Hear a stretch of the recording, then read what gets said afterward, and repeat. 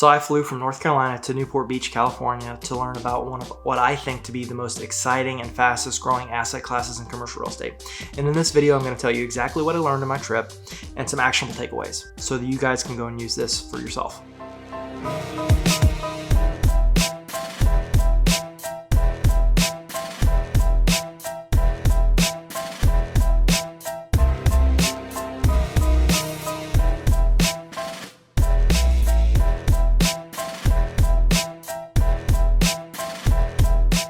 So it was a 2-day event, and it was absolutely action-packed with information that wasn't fluff. It was usable stuff that you can go take and use in the real world.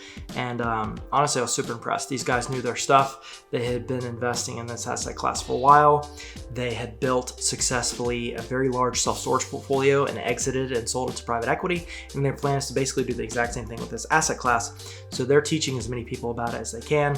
You know, like I said, so they broke down everything. They broke down how to find these deals, how to finance these deals, how to run these deals, how to manage them, how to keep up with the maintenance, every last thing you can think about. And the asset class that we learned about was called Small Bay Flex. And of course, while I was in California, you know, I had to make the most of it. We did some biking, we did some surfing, we just explored, had great food, met great people, and it was all around just an awesome event. So, what is Small Bay Flex? Small Bay Industrial, or often called Small Bay Flex, is one of the most underrated yet vital asset classes in commercial real estate, in my opinion.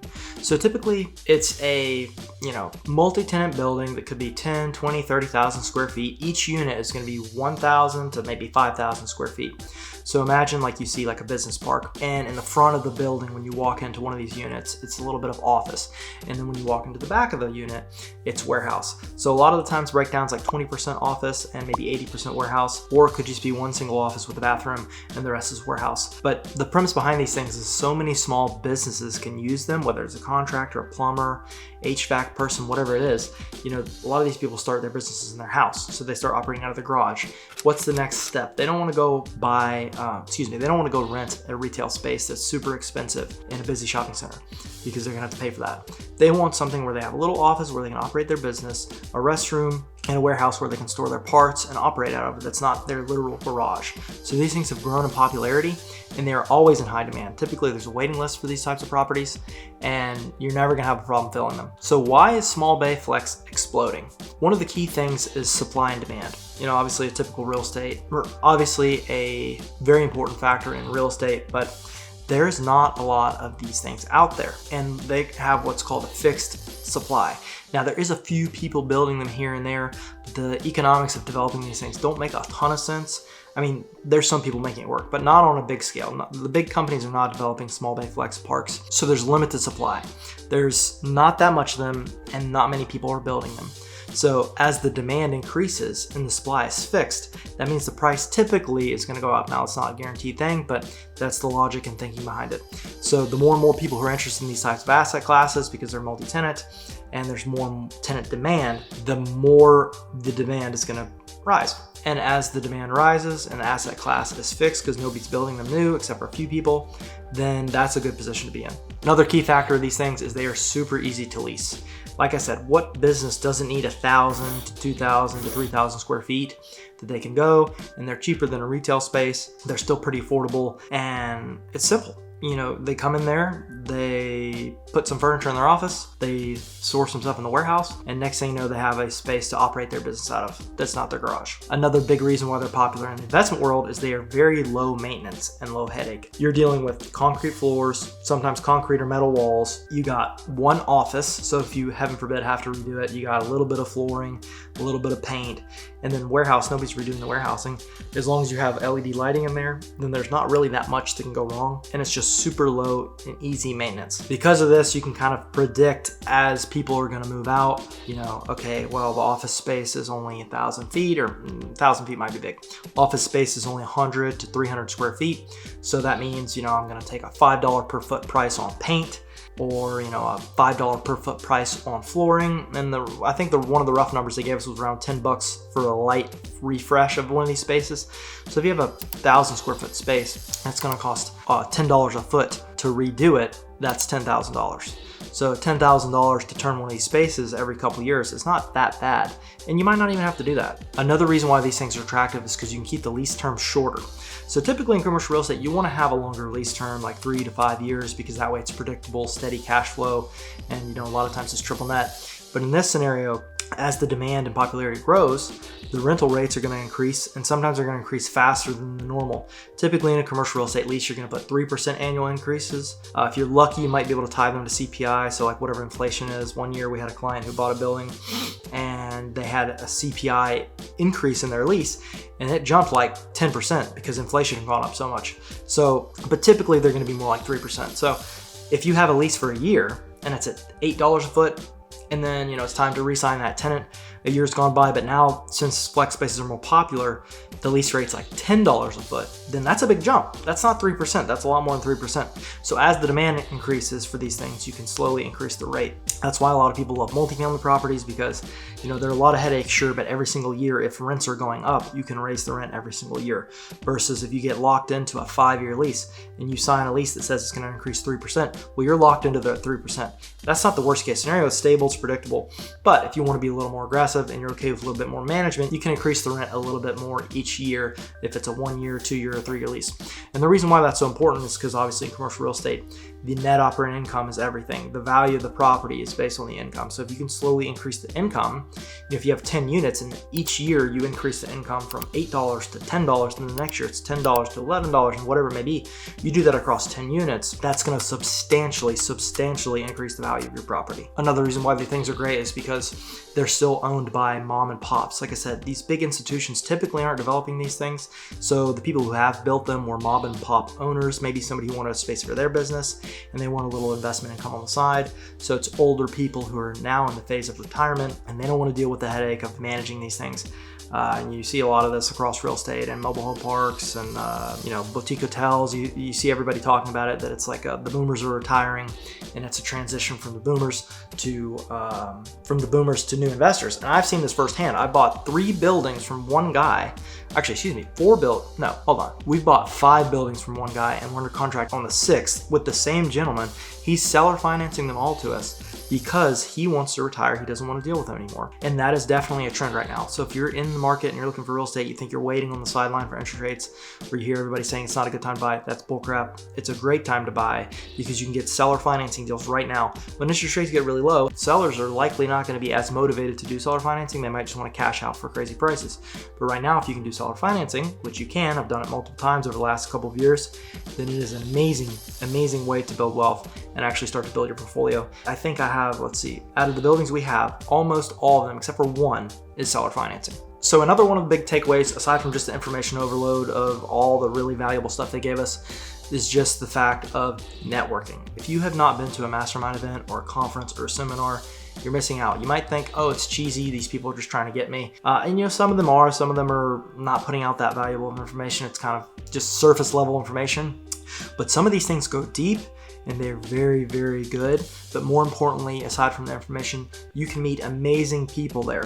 I walked away and met so many cool people who are interested in investing in the specific asset classes, people who have really good experience in this asset classes.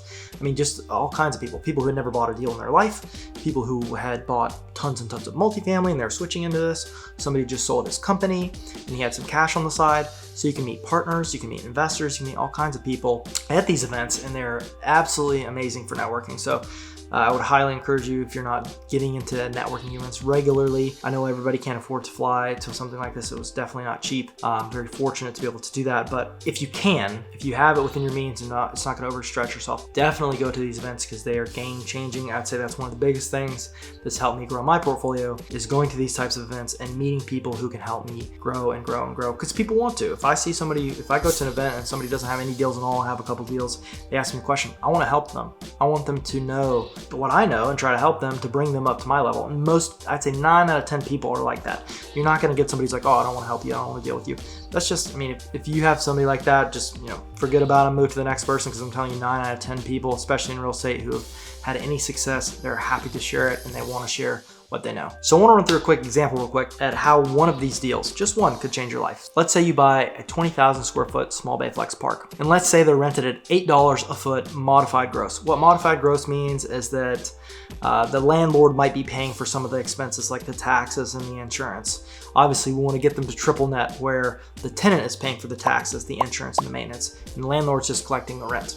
So if you have $8 a foot, I'm looking at my notes over here, $8 a foot gross with maybe $3 in TICAM, which is, like I said, the taxes, insurance, and common area maintenance, because you will have common area maintenance. There's lots of different tenants. The parking lot, think about the parking lot, that's common area. The trash dumpster area, that's common area. And so basically what that means is $8 modified gross, $3 TICAM. That means you're netting $5 right now because it's not triple net. So you're netting $5 a foot. $5 a foot at 20,000 square feet is $100,000 in NOI, net operating income. If you take $100,000 of NOI at an 8% cap rate, then you're talking about a $1.25 million valuation. So what happens if you don't raise the rent at all? You literally just convert it to triple net. So now it's $8 triple net, and you're putting the TICAM charge on the tenant. So it's technically $11 total, but you're charging them $8 triple net, and they are paying you $3. So I guess technically maybe you're raising the rent a little bit. But anyways, let's just say you just convert it to triple net and it's now $8 a foot triple net. So now you're talking about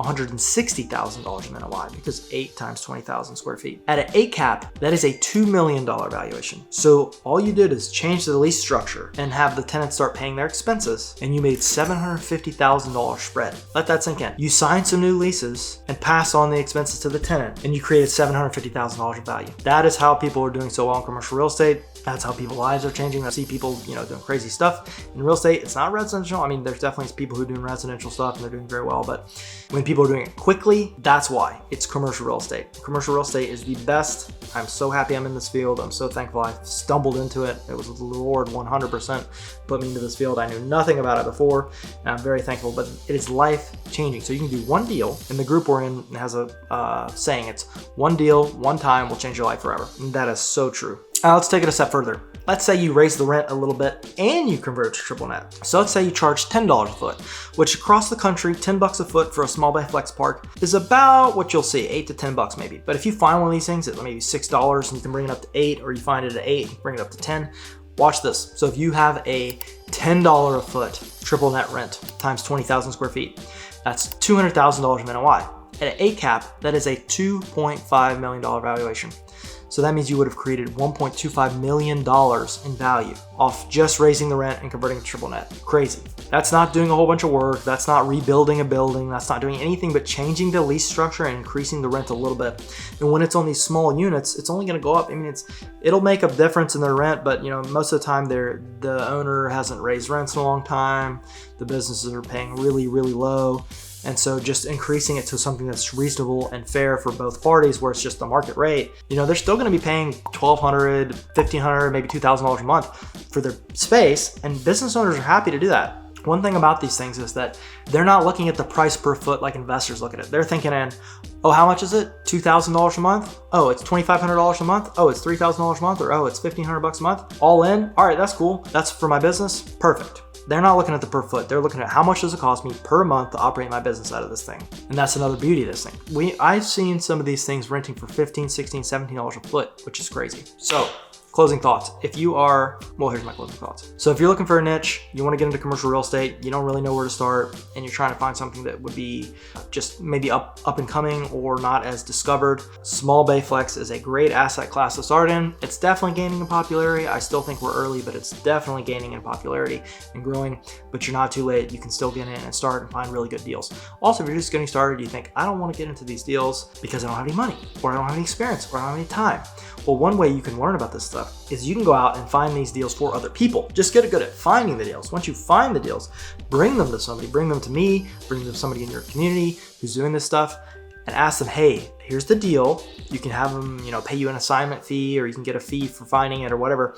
And then you can ask, can I just learn? I just want to learn this business. I want to learn how to do this deal. Just walk me through it. And I guarantee you an investor will be happy that you found them a deal, and they'll be happy to show you what they do and how they do it. So small bay flex might be the thing you need to be looking for. I left Newport Beach super excited and super inspired, ready to get after it, start finding some of these deals, investing them. 2026 is coming up. I'm recording this video at the end of 2025. And in 2026, I want to buy my first small bay Flex Park, you heard it here. I'm gonna do it. I'll make another video when I do, but I'm going after these things. I'm very thankful, and it's been a fun ride. So if you want to follow along the journey, hit subscribe, and I'll see you in the next one.